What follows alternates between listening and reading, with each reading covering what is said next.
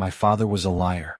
Not the kind who spins tales to cheat or betray, but the kind who wove lies like a quilt, each stitch meant to wrap me in warmth against a world too cold for a child's heart. In our small Ohio town, he was the man you'd see in a faded flannel shirt, flipping burgers at the 4th of July block party, his laugh rising above the sizzle of the grill. To neighbors, he was the guy who'd stop to help jumpstart a car or shovel a driveway after a snowstorm.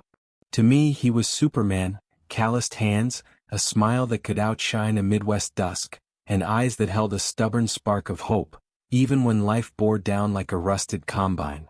But beneath that heroic facade, he carried secrets, lies not born of deceit, but of a love so fierce it bent truth to protect me. "I'm the luckiest man in this county," he'd say, tossing a worn baseball across our backyard, the grass patchy from too many summers of play. His voice was steady, like the hum of cicadas on a July evening, grounding me in a world that felt safe. "Got a steady job at the factory," he'd boast, his grin wide as he caught my wild pitch. I clung to that image, Dad, the provider, the unshakable rock. But kids see what adults hide. I noticed the whispers at the local diner, where waitresses spoke of layoffs in hushed tones. I saw the toolbox in our garage, once his pride, now gathering dust beside a broken lawnmower. The factory had closed its gates, but he never let me feel the weight of that truth. Instead, he'd slip a crumpled 20 into my backpack for school lunch, his eyes crinkling as he said, "Money's no worry, kiddo." I'd nod, pretending I didn't see the unpaid bills stacked like a losing poker hand on the kitchen table. At night, under the flicker of a single bulb, I'd find him there, shoulders hunched, pencil scratching numbers that never added up. "Tired?" I'd ask, my voice small in the quiet. "Not a bit," he'd lie, ruffling my hair with a grin that felt like sunlight. Every word was a shield, guarding me from the cracks in our world. Sundays were our sanctuary. The kitchen smelled of pancakes, the batter bubbling on a griddle older than me, while Johnny Cash's baritone rumbled from a scratched radio. Dad would hum along, flipping flapjacks with a flourish, sliding the last strip of bacon onto my plate. "Not hungry," he'd say, sipping black coffee, but the fridge told a different story, shelves bare except for a carton of milk and a half-empty jar of jam. "We've got everything we need," he'd insist, his voice a fortress against the truth.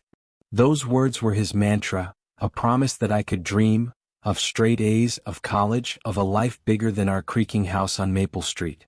As I grew, I saw the man behind the mask. His eyes, once bright, carried shadows of sleepless nights. His hands, rough as sandpaper, trembled when he thought I wasn't looking. He skipped dinners, claiming he'd eaten earlier, pushing the last slice of pizza my way with a wink. His happiness was a performance, a carefully rehearsed act to keep my world intact. Each lie was a brick in a wall he built, not to hide from me, but to shelter me from the storms he faced alone. Bills, hunger, the quiet dread of not being enough. In America, where dreams and grit collide like thunderheads over the plains, my father's lies were his courage. He wasn't Superman because he never faltered. He was Superman because he stumbled every day and still stood tall. He carried our world so I could chase mine, believing in a land where heroes don't break. His sacrifices were silent.